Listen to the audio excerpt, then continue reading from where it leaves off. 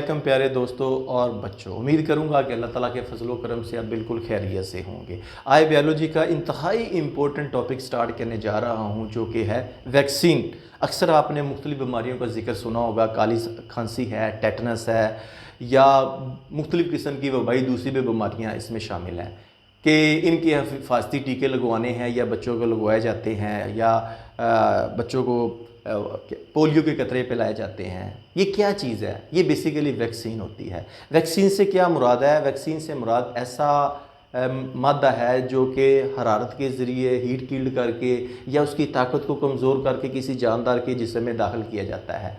अब जो मादा जिसको हीट कील्ड करके या जिसकी बीमारी फैलाने की सलाहियत को ख़त्म करके जानदार की बॉडी में दाखिल किया जाता है, इस मादे को हम कहते हैं वैक्सीन।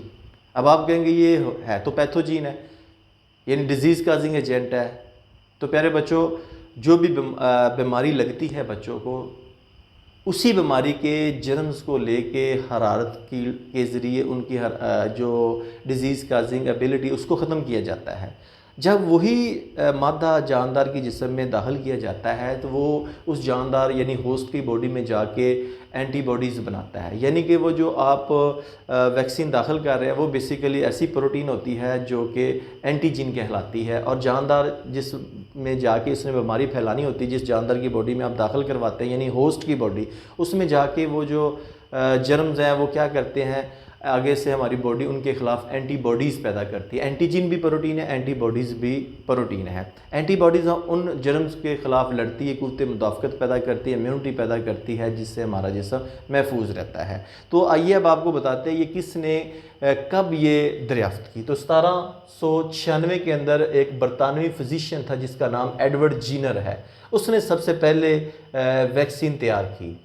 अब ये वैक्सीन कुछ ऐसी वैक्सीन होती है जो एक दफ़ा लग जाती है बच्चों को तो सारी ज़िंदगी के लिए वो हिफाजत में हो जाते हैं, यानी कि वो प्रोटेक्शन में होते हैं। और कुछ ऐसी वैक्सीन्स होती हैं जिस तरह टेटनस वगैरह की है, जब लगा दी जाती है तो वो कुछ अरसे के लिए, महदूद अरसे के लिए काम करती है और फॉर लाइफ के लिए वो काम नहीं करती। तो उसके लिए फिर क्या करना पड़ता है, बूस्टर शॉट्स लगवाने पड़ते हैं ताकि वो जो बच्चा है वो टेम्परेरी नहीं, कुछ अरसे के लिए नहीं, बल्कि फॉर लाइफ पूरी ज़िंदगी के लिए उस बीमारी से बच सके।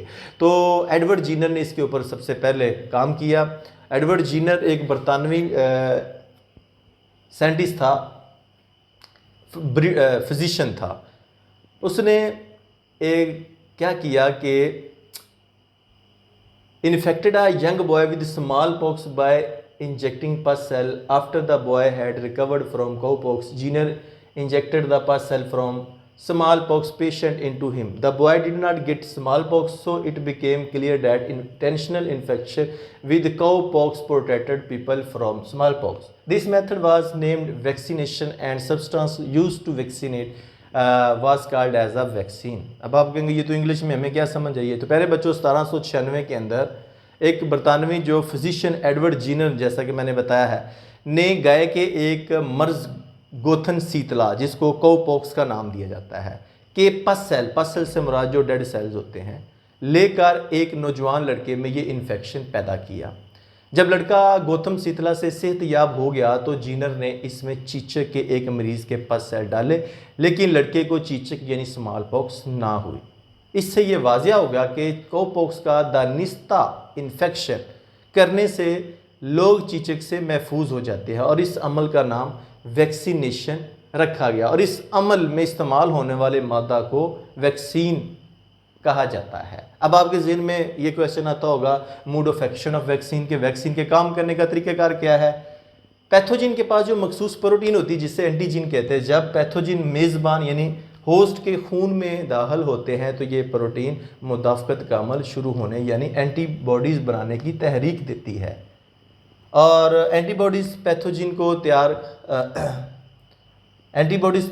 को तबाह कर देती है। इसके अलावा जो मेमोरी सेल बनते हैं खून में वो रहते हैं और मुस्तकबिल में इसी पैथोजिन से होने वाली इन्फेक्शन के ख़िलाफ़ हफाजत देते हैं। और जब खून में वैक्सीन को दाखिल किया जाता है तो वाइट ब्लड सेल्स को तहरीक मिल जाती है, और बीटा लिम्फोसाइट जो होते हैं वो डेड सेल्स या डेड पैथोजिन या वीकेंड पैथोजिन के ख़िलाफ़ एंटीबॉडीज़ बनाते हैं, और ये एंटीबॉडीज़ खून में रहती है और पैथोजिन के ख़िलाफ़ हफाजत देती है। अगर ये हकीकी पैथोजिन खून में दाखिल हो जाते हैं तो पहले से मौजूद एंटीबॉडीज़ इन्हें मार डालती है। तो सिंपल वर्ड में यूँ कह लें कि जब भी कोई पैथोजिन आता है, पैथोजिन से मुराद बीमारी फैलाने वाला जरासीम, उसके पास क्या चीज़ होती है? एंटीजीन। एंटीजीन क्या? एक प्रोटीन है। वो हमारी बॉडी के अंदर चला जाता है और बीमारी फैलाने की कोशिश करता है। अगर तो वैक्सीनेशन हमने करवाई हुई है उसी बीमारी की, तो फौरी तौर पे हमारी बॉडी के अंदर जो वाइट ब्लड सेल्स है, बीटा लिम्फोसाइट्स है, वो क्या करते हैं? एंटीबॉडीज़ बनाते हैं उसी बीमारी के ख़िलाफ़। वो एंटीबॉडीज़ उस बीमारी के ख़िलाफ़ डिफेंड करती है, दफ़ा करती है, आगे से मारती है उन एंटीजीन्स को, यानी कि जो पैथोजीन्स हैं। इस तरह हमारी बॉडी जो होती है उस बीमारी से बच जाती है। और अगर वैक्सीनेशन नहीं करवाई होगी तो जो भी पैथोजीन आएगा वो डायरेक्ट बॉडी पे अटैक करेगा और हमें, उस इंसान को, ये जानदार को बीमारी में मुब्तला कर देगा।